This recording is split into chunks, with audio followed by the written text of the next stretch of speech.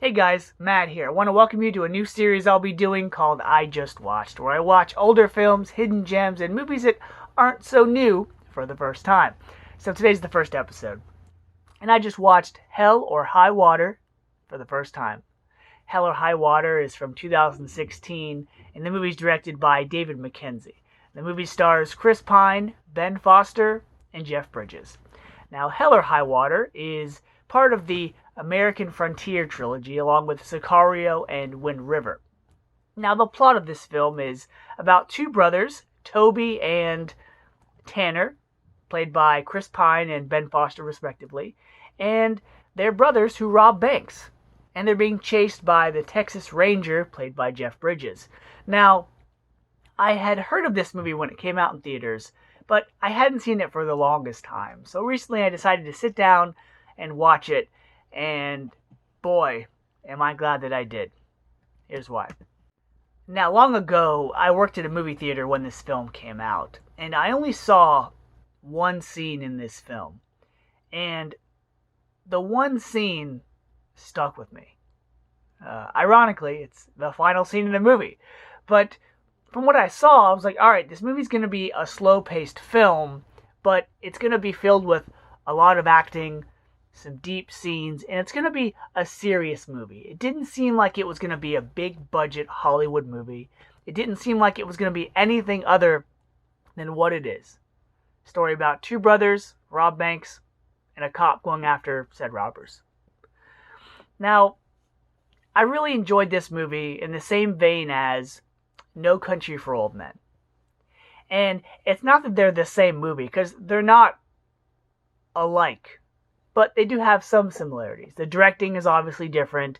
There are more stars, more actors in No Country for Old Men. And the storytelling, the narrative is different. But this was similar to it in the sense that you're dealing with people that live in a certain part of the country. I think that film was like Texas, New Mexico, Southern California, and here is Texas.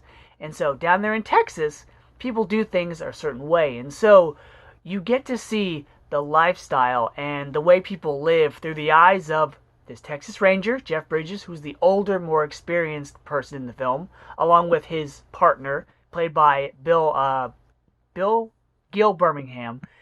And then you get to see how the younger actors, the younger characters live, survive, get along in this world through Ben Foster and Chris Pine. And this movie is a reflection of their lifestyles and how people in that time, during this time, must have lived. How you have to do certain things to make a living, and how others, they do what they want and they live carefree.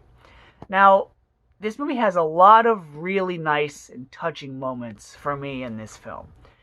Everything in this movie feels realistic. Nothing is over the top.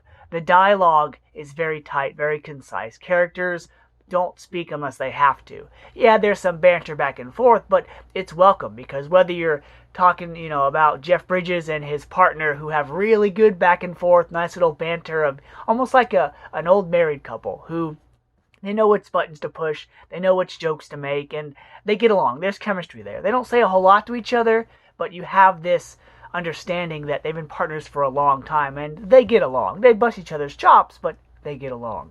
Same thing with the two brothers. Toby, played by Chris Pine, is the quiet, the younger brother, who is robbing banks for his own reason. It's a family reason, and that's all I'm going to say. Ben Foster is the older brother, Tanner. He's the one that was in prison. He's the one that has the quick temper. And though they are different, they still have that bond and that relationship. And there's a really touching scene in the movie towards the third act where, throughout the most of it, you have Tanner kind of commanding his younger brother, telling his younger brother what to do. His younger brother is the one that follows the lead, as younger spouses and siblings do till they're older siblings. And there's a really touching scene in the third act where, before their big day, there's no dialogue in this movie. I mean, there's no dialogue in this scene. And they're just sitting by a fence, watching the sunset, drinking beers. And they just start, razzing each other, pushing each other, a little tuffle here and there. And just, it's I think the only time, if not one of the few times, that they smile and laugh in the movie. And just that one moment perfectly expresses the relationship these two men have with each other. And yeah, this movie is just really good. It struck me the same way No Country for Old Men did the second time I watched it. The first time I watched it, I didn't care for it because of a certain thing that happens to a certain character.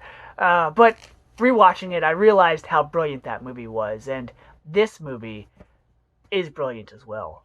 I think the best scene in this movie is the final scene. Just because after everything characters go through, that when it comes to the final scene in their dialogue, there's so much tension there. And it's just so, it's really good. It's just very rich because you've watched these characters go on this journey, and then the final scene happens, and you're like, oh man, what's gonna happen?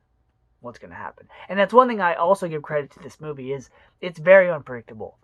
Yeah, you might know, the ending or the destination, but the journey is very unpredictable.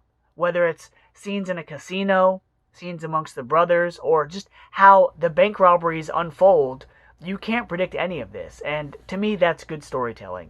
And especially when you are connected to these characters that you've learned about and appreciate through this movie. Why they do the things they do, how they go about doing them. And just, it's a good glimpse, small window into these characters' lives, and you feel like you've known them for longer than 2 hours.